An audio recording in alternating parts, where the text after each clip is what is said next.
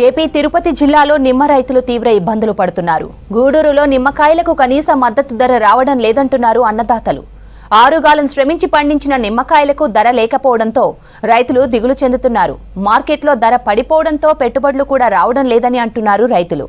గతేడాది లూజ్ బస్తా నిమ్మకాయలు 4000 ధర పలకగా ఇప్పుడు 1500 వస్తుందంటున్నారు. ప్రభుత్వం స్పందించి గిట్టుబాటు ధర కల్పించాలని కోరుతున్నారు రైతులు.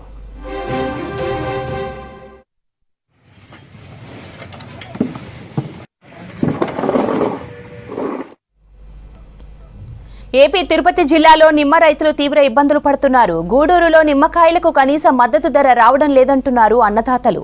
6 గాలం శ్రమించి పండించిన నిమ్మకాయలకు ధర లేకపోవడంతో రైతులు దిగులు చెందుతున్నారు. మార్కెట్లో ధర పడిపోవడంతో పెట్టుబడులు కూడా రావడం లేదని రైతులు వాపోతున్నారు. గతేడాది లూజు బస్తా నిమ్మకాయలు 4000 ధర పలకగా ఇప్పుడు 1500 వస్తుందన్నారు. ప్రభుత్వం స్పందించి గిట్టుబాటు ధర కల్పించాలని కోరుతున్నారు రైతులు.